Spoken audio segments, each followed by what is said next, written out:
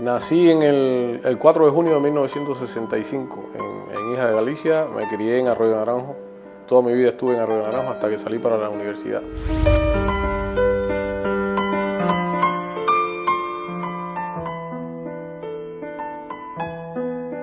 Quise estudiar Relaciones Internacionales, tuve dos opciones, Relaciones Internacionales y Periodismo. Al final me decidí por Relaciones Internacionales porque me habían dado las dos. Hice mi carrera en el IRRI, me gradué de licenciado en Relaciones Políticas Internacionales. Inmediatamente fuimos a cumplir misión internacionalista en Angola. Al regresar de Angola, los servicios de inteligencia de Cuba me plantean una misión, la acepté. Consistía básicamente, todo el mundo sabe, en partir a los Estados Unidos a infiltrar grupos terroristas o dirigir a gente que infiltraban grupos terroristas. Tuvimos una preparación de algún tiempo y partimos a cumplir la misión. ¡Viva la revolución! ¡Sí por Cuba! Uno no puede pensar en Cuba sin pensar en Fidel. Fidel nos puso a nosotros en el mapa y esta islita fuera una isla más en la historia de la humanidad si no fuera por ese hombre, por su revolución y por su guía y por lo que él representa para Cuba y para el mundo, ¿no? Entonces es imposible pensar en Cuba sin pensar en Fidel, y eso lo vivimos nosotros los cinco con la experiencia por la que nos tocó pasar a lo largo de los años. Tú pensabas en Cuba y pensabas en Fidel y querías darte ánimo tú mismo y pensabas en tu patria, en tu pueblo y en Fidel. Nosotros tuvimos la experiencia amarga de compartir prisión con muchos puertorriqueños y de conocer a través de ellos, a través de la prensa también, pero bueno, de primera mano a través de puertorriqueños lo que ocurre en su país. Y lo digo con mucho respeto, ¿no? Y también con dolor. Lo que es Puerto Rico hoy yo no lo deseo para Cuba, y de nuevo agradecemos a Fidel el hecho de que hayamos tomado otro rumbo. Mis padres me dieron una educación, pero Fidel me enseñó a pensar en mi hogar más grande, a pensar en Cuba como mi casa grande, a pensar en el mundo como mi casa grande y a darme cuenta de que este mundo es apenas un minúsculo punto en el universo y cualquier problema en él de una manera u otra nos afecta, ¿no? Hay personas que viven pensando nada más que en su entorno y a veces el entorno es tan reducido como en su propia casa. Hay personas que piensan nada más que en Cuba, pero hay afortunadamente personas que se preocupan por el destino de la humanidad.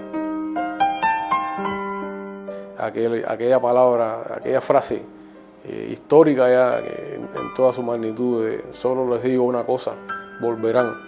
Eso desde que fue pronunciado en el año 2001 no hubo un solo día en el que nosotros no nos repitiéramos en nuestras mentes esa frase de Fidel.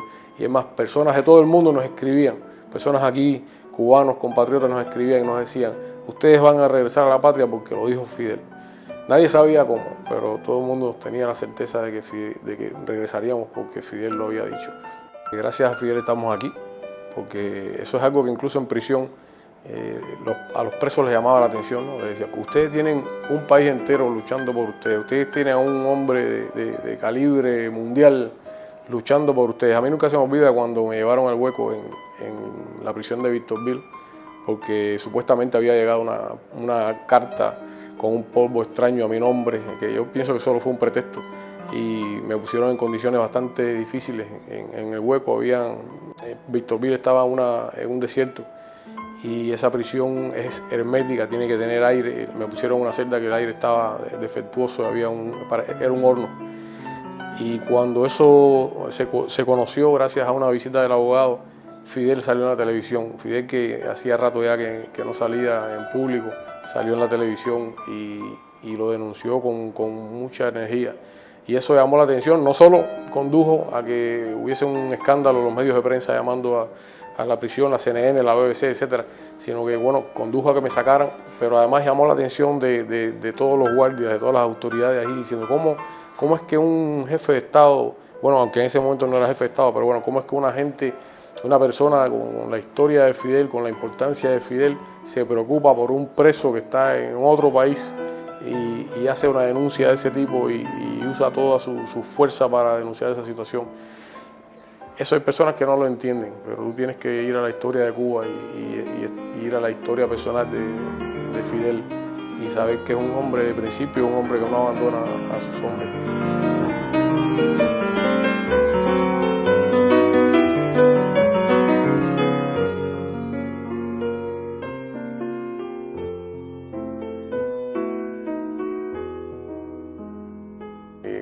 Cada vez que había un momento difícil por alguna razón, aun cuando no podíamos hablar, podíamos solo hacernos señas, hacíamos esto, diciendo algún día nosotros regresamos y le damos a dar el abrazo al comandante.